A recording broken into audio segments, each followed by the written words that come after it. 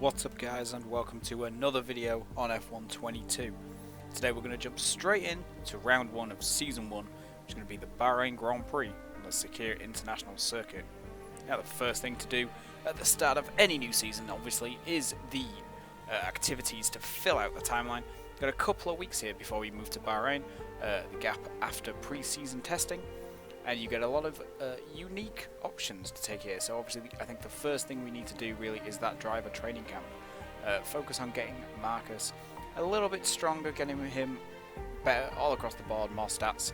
It's going to give him better pace, better overtaking, and it's going to mean he can hopefully grab some points or a really good finish either way for the team. Now we have got $2.5 million to spend, so I think we first off need to look at some upgrades for our facilities. There is a new one in this game as well, which is upgrading the equipment for your pit crew. This is going to allow them to make faster pit stops and reduces the risk of errors, which are new to the game as well. So you can have slow tyre changes and pit stops that are affected by the interactive pit stop system as well. So it is important to nail an optimal entry to your pit and hope that your pit crew don't make too many mistakes. It could potentially cost you good results or the good race. Looking at some of the other options, I think one of the main things we need to look at, especially with us having low on our settings, is potentially an upgrade to some of the resource point generation. The only one we can afford is the durability though, and well, the rest of the durability section isn't too useful for us right now. Remember, the first upgrade we put in any of these facilities is going to give us spec 1 on this particular part of upgrading our car. So I actually think in terms of value for money and something that's going to be very useful to us is upgrading that build time on the aerodynamic side, which is going to give us quicker building obviously on any aero parts. It's also going to give us spec 1, giving us access to some higher quality aero parts. Of course, the next thing to look at is upgrading the car, so if we can get a little further away from the back of the grid. Checking out some of the costs here of some of the aero parts, things like the Venturi tunnels. The engine parts and the durability are going to be a little cheaper, only running us about 500 resource points. But as I said previous, the most important thing to this car, it's kind of overweight when you start your MyTeam career. I think it's going to be some weight reduction. So let's look at these improved energy star cells. Going to be 600 resource points, and they will come in the day before the Bahrain race. So hopefully we'll get those all in and sorted out as we move towards our first department event actually, which is going to be the personnel department. It's got something going on that requires our attention. Now I've turned these to hide to get a little bit more interactivity between the races. So let's go and look and see what the personnel department want from us. Of course, with these department events, they all have different options, different things you can choose, and ordinarily they have a negative side as well. So you have to decide how positive or negative you want to be, usually in terms of trading resource points or cash for morale within the department. But this is quite a good one to get early on actually. There is no negative side. It's a case of whether we want Marcus to be faster or more aware of his surroundings within the race, better at making overtakes.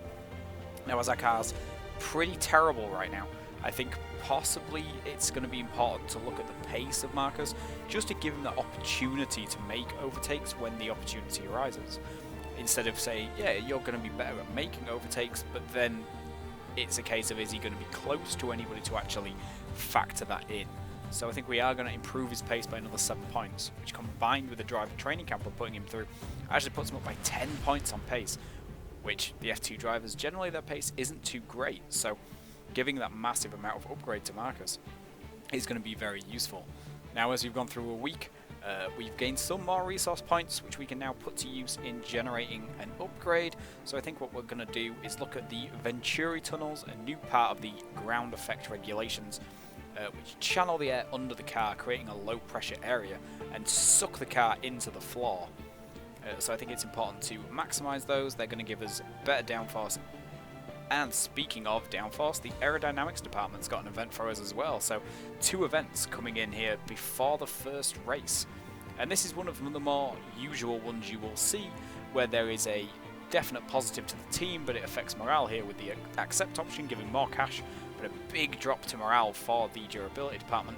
There's a middle ground here with the suggest option, or the decline option doesn't get you any cash, but does give you higher morale on that aerodynamics department. I think important here is just to look at the bigger picture and everything we want to aim for. So a little bit more cash without harming the aerodynamics department, actually improving their morale slightly. So we'll go with that suggest option, that middle ground, and see what we can get out of that. It's going to help us with any aero parts that we develop for the car, like the Venturo tunnels we've got building straight away. And our upgrade does land on the car, which is going to be fantastic for this first race. It's going to allow us hopefully to get closer to those points paying positions, and I think that's all we have to do before, so let's jump straight into round 1 at the Bahrain International Circuit. So, of course, the first part of any session within Formula 1, any weekend, is the practice programs. I'm not really going to show a huge amount of practice, as it is a little bit laborious and boring, but one thing I did want to point out is the new graphics here on this program. Which is all about fuel management. So you want to make sure you're not over-revving the car, lifting and coasting wherever possible, while still sticking within that delta time. However, the new thing here is you see that graph at the top. We used to simply have a sliding scale, a line so to speak, where your aim was to push it further towards the purple, but this gives you a much better indication of where you're good and where you're not within this particular program. So if I'm over-revving the car in certain places, that's going to drop down towards that red at the bottom of the graph. Whereas the corners where I am lifting and coasting, where I'm getting off the brakes early, so somewhere like here at turn 10, where you kind of have to just roll the car in to not lock up, that's then going to move further upwards towards the purple, as you can kind of see with the line trending. But it is, of course, important to stick within the delta. I'm still kind of getting to grips with these new cars, finding it difficult to really maximise performance and pace, and I did do the practice programs without a setup on the car, which did make it quite tricky to handle. As we just, unfortunately, there run wide on the exit of turn 12, which is going to invalidate the lap time, so you can't do that, otherwise you will automatically fail the program. But just a nice little view here of this new graph system, showing you where you're good, where you're weak, and that's actually as you move on to a second and third lap. Obviously this is a 3-lap program still, as it was before. You actually get this really nice track here on the track as well. So where it's green here, you see I'm using the normal amount of fuel, and it goes purple where you're good, red where you're bad, and you can sort of improve on it lap upon lap. But as we get into practice 3, just going through some of the quick practice options, which is still in the game and is very useful, just for filling out some of these final quests, so to speak, for qualifying. Unfortunately get a little unlucky at the end there and miss out on 2, but that is going to net us a decent amount of resource points, move us back up to about 1300. And obviously you still get these development boots, which are going to give you cheaper upgrades in future if you complete these sort of secondary objectives within practice, where you're not just meeting delta times, but you're sticking within the line or having very good corner speed. They vary from program to program, so we managed to get quite a few, and obviously then there is the acclaim bonus that comes. As you can see, we're still acclaim 1, not great at being on that lower claim.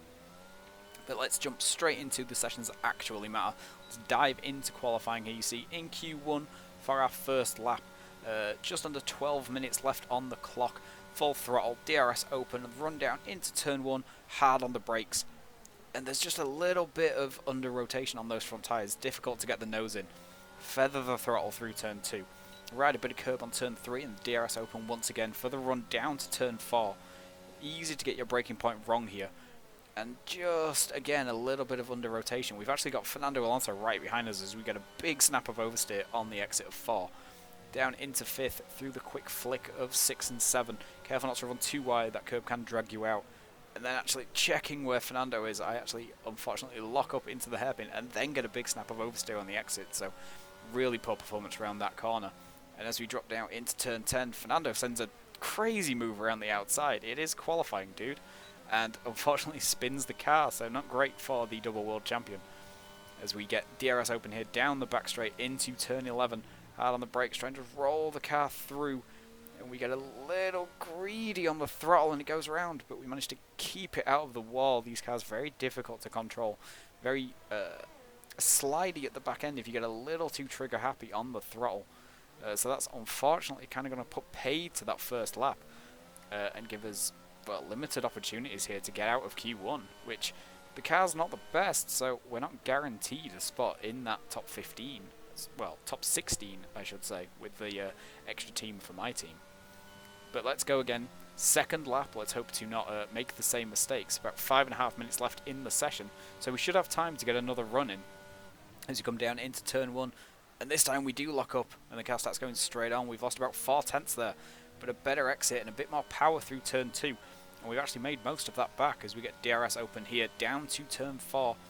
Got to take a more aggressive line, get more over the curbs. And the nose gets in quite nicely here at turn 4, and we don't get that snap of oversteer this time. So we've gained about 3 tenths already on our old Delta as we carry a higher gear through the flicks of 6 and 7. Moves up to 4 tenths in front. And again, the nose actually digs in quite well here. So the track definitely improving as people have gone and done their laps, put some rubber down, and we're already a second up as we drop it down now into turn 10. Just roll the car in, careful not to lock up and run it wide. Onto this back straight, DRS open. On the run down now to turn 11 where we made that mistake on the first lap. We'll be hoping not to do so again. That is going to ruin our qualifying if we do. And we're a little more gentle on the throttle, running it a little wider, help the car gain traction by not turning at the same time. Round the fast right-hander of turn 12. Hard on the brakes, but we're a second down on Mick Schumacher, who's only in 18th place. So we're going to need to find a lot of time in this final sector as we run down now to the final double right-hander of turn 14 and 15.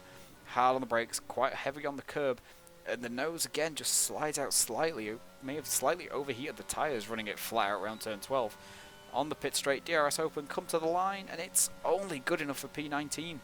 We're a couple of tenths down on Nicholas Latifi, but we found a decent chunk in that final sector as we pulled back into the pits. Quite a rapid in-lap, so these tyres are a bit toasted. However, new tyre rules for 2022 means we don't have to start a race on anything we qualify on if we do by some miracle manage to get in the top 10. So we won't be using these tyres again. They'll be going straight in the bin as the team hurries to get me back in the garage, but Codemasters and EA have decided not to increase the speed of this animation, so we're still wasting valuable time here as we look to go out on a brand new set of tyres and get another lap in.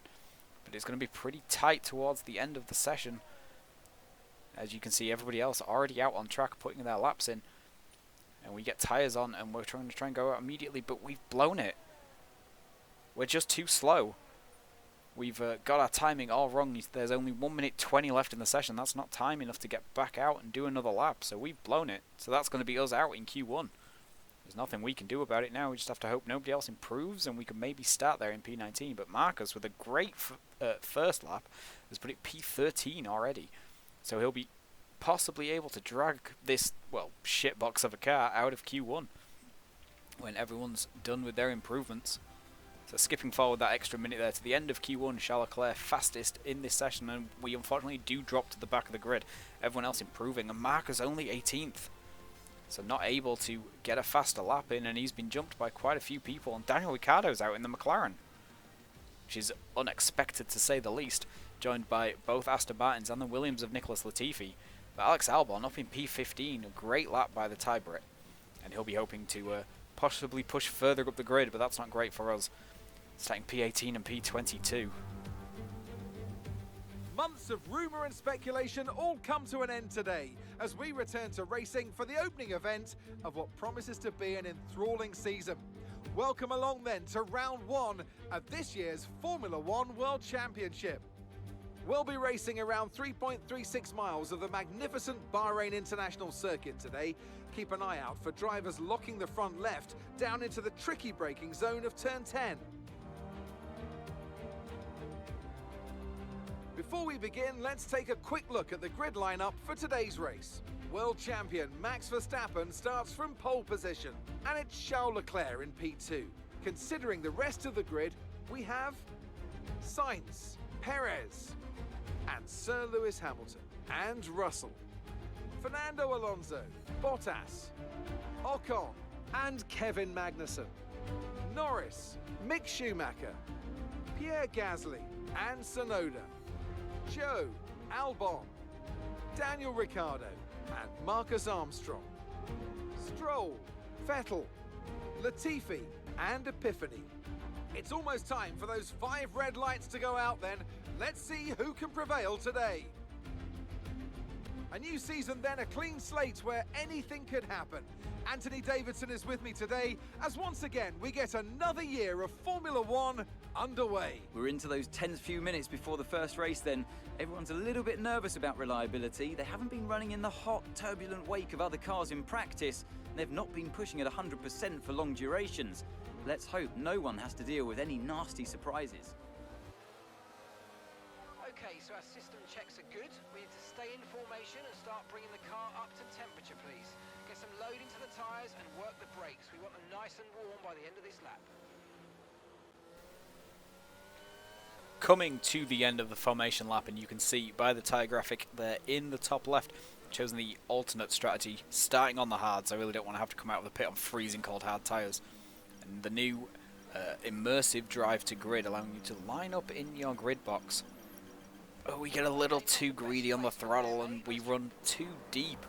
So we're not going to get that purple start we wanted. Instead it's going to be red as we go to 5 lights. And it's lights out and away we go for the first race of the season. And that's a great start. We've hooked up the throttle perfectly and we're already through. Past Latifi, past Vettel. On the inside of Stroll, there's Marcus right in front of us as he goes a little aggressive on Daniel Ricciardo, and we gently nudge it down the inside, but we're going to be squeezed out a little here by the Alfa Romeo of Zhou Guanyu. Side by side with Ricciardo through turn 2, we run it wide, and he gets a little squirrely on the curb, and that's going to move us up into P17, so a great start from the back of the grid. We're going to come under pressure from the Australian here, down into turn 4. We give him plenty of space on the inside. Slight lock-up, and he's going to take that position off us and move us back down into P18, but still ahead of our teammate, and we are still on these hard tyres, so I'm not expecting to make up too many places on this stint. It's more about holding station, trying to stick with the guys in front, steal some DRS. As we are working our way through this first lap, we didn't quite get the tyres up to temperature on that formation lap and get a big snap out of the hairpin. But we maintain P18 as Marcus looks around the outside of turn 10, but nothing going there. But we're already starting to drop off the back of this train. Let's take a look at this from the front of the grid. Review the start here, as we've got Verstappen on pole, followed by both Ferraris and the second Red Bull of Sergio Perez. And Verstappen gets a great start and moves over defensively already way before turn 1. And Carlos Sainz is going to lead his teammate Charles Leclerc in second place, as Valtteri Bottas gets a great start and he's looking down the inside of the Ferrari, but Leclerc manages to hold P3. As we skip forward now to lap 4, and we've dropped off the back of Ricciardo, and Marcus has overtaken us up into P17 as well. So the two Oceanic drivers having a pretty good run so far, as already we've got the first pit stop and Valtteri Bottas is in. On lap 4, that's very early. I imagine that there must be damage of some kind, as that's definitely not tactical. As here we see at the start of that lap, Sir Lewis Hamilton making a move on his former teammate, which with the DRS assistance down that main straight, and Bottas just drives into the back of the Mercedes, and that's going to be wing damage, which explains why he pit at the end of that lap, needing a wing change. On that lap now, on lap 5, and you see Sebastian Vettel's now pulled up right up behind us, gained a decent chunk of time through that first sector, and he's going to be putting us under some pressure here as we run down into turn 9 and 10, and we lock up and run onto the curb. And Vettel tries it down the inside, and there's a yellow flag. I'm not sure what the 4-time world champion has done there, and that's a safety car. Safety car is out, and Sebastian Vettel has a 5-second penalty. There's definitely something's gone on behind us there, but I'm not entirely sure what's happened.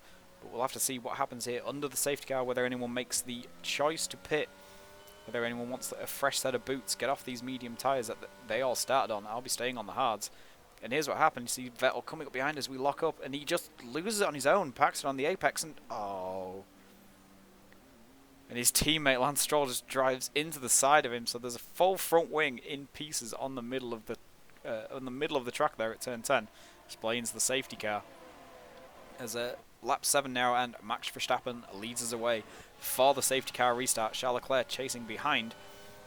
View from us, and we've got Sergio Perez behind us, so he did choose to pit, put some soft tyres on. I wonder if he picked up some damage possibly going for that alternate strategy. And we have to take evasive action in turn 1, but it may have actually gained us a place here. It's gained us a place on our teammate as he's looking around the outside of turn 2.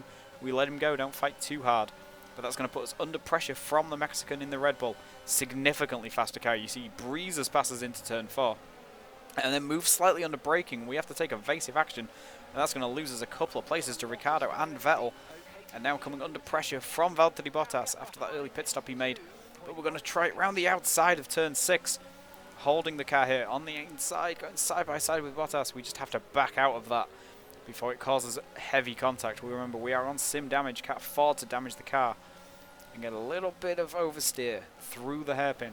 But we're going to be able to stick to the back of this train as we move now on to lap 9, coming under attack from Lance Stroll. He's going to move it round the inside of turn 4 with the DRS assistance, but we're going to fight it back here side by side. I'm going to hold the place through 4 and 5 and get back in front in time for 6. Dropped off a little bit from the back of Bottas, but he's in this train, so this is going to be slowing him down here through the slow corners.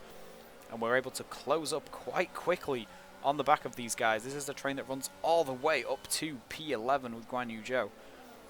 So we're going to be hoping we can make up some places. DRS does open at the end of this lap. This has now been 2 full laps since the safety car came in. So looking to stick with these guys, get a little bit of a tow, help us conserve some battery. The ERS usage for the MyTeam car is extremely poor at the start of the season before you get some upgrades on there. As you flow around turn 12, maybe a slight look on the inside of Bottas, but definitely not close enough to make a move. On the power out of 13, a little bit of ERS deployment, try and get right on the back of the Alfa Romeo. Everybody seems to be a little quicker than us down the straights, so we need to be as close as possible before the DRS opens. And you see, but unfortunately no, just too much power, and we've spun it round, and that's going to lose us, you see here, about 6 seconds to Stroll and Bottas in front of us. So that's going to put us out of that fight, and we just need to get our heads down and see what we can do. But Valtteri's in again. So that's 2 pit stops already for Alfa Romeo before the start of lap 11. And I'm not entirely sure what he's managed to do there. As we look the next lap now on lap 12, the fight at the front. Charles Leclerc, the Monegasque driver, coming up against world champion Max Verstappen. And he does a cutback. That's a brilliant move by Leclerc. And Charles Leclerc takes the lead in the resurgent Ferrari. Verstappen, I think, locked up there into turn 1. And that's going to give the Monegasque driver the lead. They've pulled a bit of a gap, a couple of seconds, back to Leclerc's teammate Carlos Sainz, currently in 3rd. And at the end of that lap, we're going to ride on board here with Kevin Magnussen in the Haas. The Haas guys, 9th and 10th. If you get off of them that last year, they'd have bitten your hands off. And Magnussen's in, so this is going to be the first of the pitters that haven't made strange strategy calls, with Magnussen in and Albon following him as well in the Williams, having a very solid race after a really good qualifying, just at making the most of everybody else's mistakes. And Ricciardo and Stroll in as well. So we're going to be looking at hard tyres for all of these guys, and they're going to be looking to go to the end here from lap 13. But that's going to give us 4 free places, moves us up into P14. But we're kind of going to be hoping for another safety car, I think, as we're now a little bit out of sync with these guys. Magnussen right up behind us now on lap 14 as he tries a move around the outside of turn 10. Nothing going there, but a big snap of oversteer on the exit, and that's going to give Kevin an easy overtake. Very difficult to get the power down in these cars, these new low profile tyres. Really not complying as we get a bit of a lock-up into 11 and another big snap. Managed to keep it out of the wall. That's twice we've done that this weekend, keeping it out of the wall there at turn 11. That's going to lose us the place to Alex Albon as well, currently running up in P12 in the Williams, having a great race as Marcus is in at the start of lap 15. As Marcus is going to get off those medium tyres. And looking towards the front now, on this same lap, Carlos Sainz and George Russell, the last of the leaders to pit, they're going to come in and put some hard tyres on, so they've got some really good tyre life out of those mediums, going all the way to lap 15. As we've got a competition here between the Ferrari and the Mercedes pit crew. I think Mercedes get a slightly better stop, but it's very minor, maybe a couple of tenths of a second. As now we see the leaders coming out of turn 15, Verstappen coming down the pit straight, followed by Leclerc. And the world champion is going to regain the lead of this race. He's going to jump Leclerc. Jump Sainz, apologies, but Sainz manages to jump Leclerc, so that's a swap for the Ferraris. The overcuts worked here. Extremely cold tyres when you come out of the pit, and it's cost Leclerc sufficient time for Carlos Sainz to jump him and move up into P2 in this race. So now it's the Spaniard who's going to give chase to the Dutchman in the Red Bull up in front, and he'll be hoping to close this 2.2 second lead that Verstappen's got over the course of the next 14 laps. Now we move to lap 18, and we've got Sergio Perez right behind him. How is Perez there? We've got one Red Bull leading the race and another down in 19th place, challenging us for P18, which is not where a Red Bull should be. If we skip back to lap 14, we can see exactly what happened to Perez. He made a pit stop early on onto soft, so he was out of sync with everyone else. Trying to make a move here on Mick Schumacher for 13th place. Around the outside of turn 10, he goes very wide. And he's got that completely wrong, Sergio Perez. That's going to lose him a load of places as he comes to pull back on the track. And he has to avoid the traffic coming through with some strange AI decisions. Reversing on the track, then waits for Lance Stroll to come through before finally getting going. Dropping him down to P20. But it just shows how much speed he's got, that he's managed to make up those places, and here he is right up behind us with this DRS down into turn 11. Perez gets down the inside, but he gets too much on the curb, breaks the car, and that's going to give us front wing damage. This is going to force a pit stop a couple of laps earlier than we were intending. The car's not too bad to drive with wing damage, but it's going to be costing us time, as you see, just missing the apex there at turn 12 as the car just runs itself wide out, and the apex at 13 as well. But we're going to go with a bit of a gamble, and we're going to try the soft tyres here. We need to gamble something if we're going to get anything out of this race. So we're going to come into the pits here on the end of lap 18. We want it to go to about lap 20 for softs, but lap 18 is good enough. Bit of a lock-up on the way in, but it doesn't matter. These tyres are going in the bin. So anything we can do to gain a little bit of time, as that's unfortunately going to drop us down to P21. Lando Norris DNF'd earlier in the race, but this is going to be last of the runners as we get an optimal pit entry. So hopefully we'll be looking for a quick stop here, even with that front wing change. Oh, but there's a problem. They're slow with the nose. Just can't get it on the hooks. So the soft tyres are on, but that's going to be a 10-second stop. So it's cost us almost 3 seconds there, the mistake. And that's exactly what we were talking about with the upgrade to the pit equipment. And the cold tyres almost snapping us into the pit wall on pit exit. And locking up into turn 1. Tricky to get the nose in. Just no grip from these tyres whatsoever. This is why I didn't want to start on the mediums and have to come out on the hards. Because cold softs are bad, cold hards would be significantly worse. But on to lap 21, I think our race is kind of done at this point. But let's take a look at what Marcus is doing. He's currently running P12 up behind the Alfa Romeo of Zhou Guanyu. And he's going to try and make a move into the final corner. Armstrong down the inside.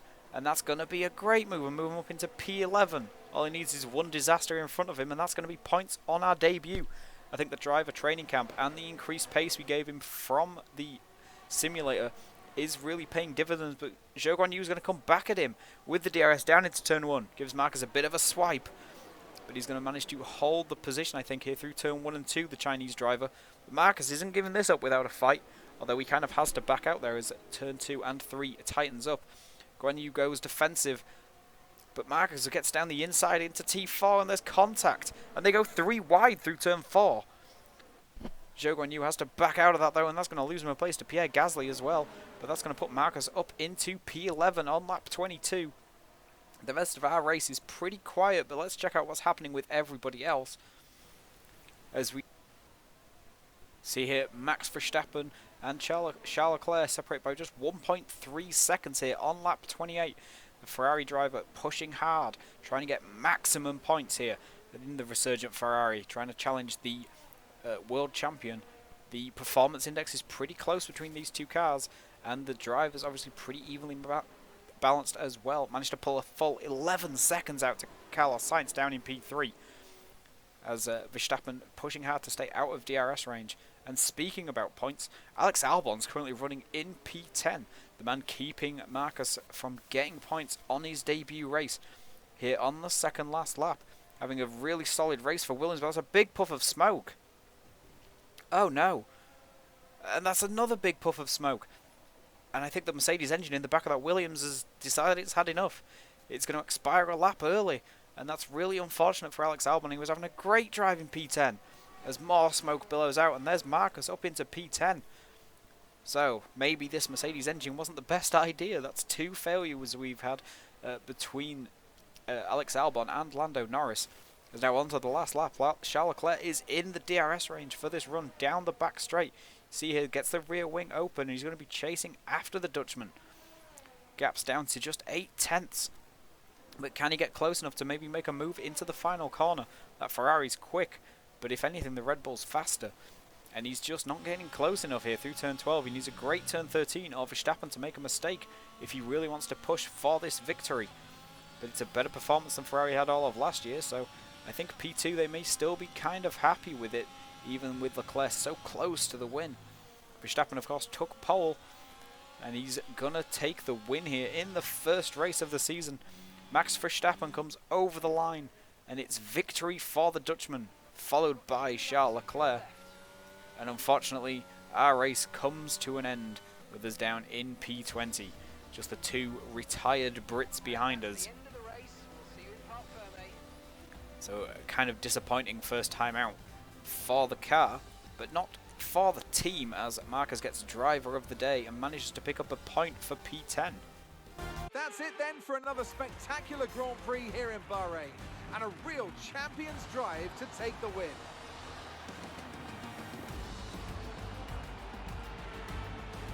Anthony Davidson, how do you think they were able to set themselves apart today? Well, time management probably played quite a large role in the outcome of this one. As ever, it's not just about speed, it's all about maintaining that speed consistently over a stint, over a race distance. So being able to keep up the lap times while still being smooth on the controls and gentle on the tyres, that's really where the race was won today.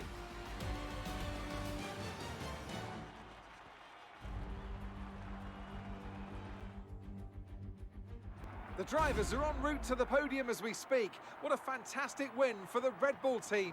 They've performed exceptionally today, keeping us firmly on the edge of our seats throughout the entirety of the race.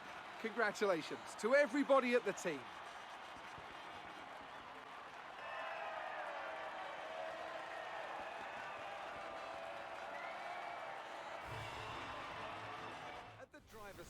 So, Max Verstappen leads the way after winning the first race of the season in Bahrain by just 0.6 of a second from Charles Leclerc. But a 2-3 from Ferrari means they're going to lead the constructors as we leave Bahrain and the first round of the season. So, good team play and a poor performance by Sergio Perez is going to put Ferrari at the top of the constructors. But that's going to be all from me and from Bahrain. I hope you'll tune in next time, where we're going to be staying in a desert, but a different one, as we move to the streets of Jeddah for what's sure to be another exciting race, and hopefully a better performance from us.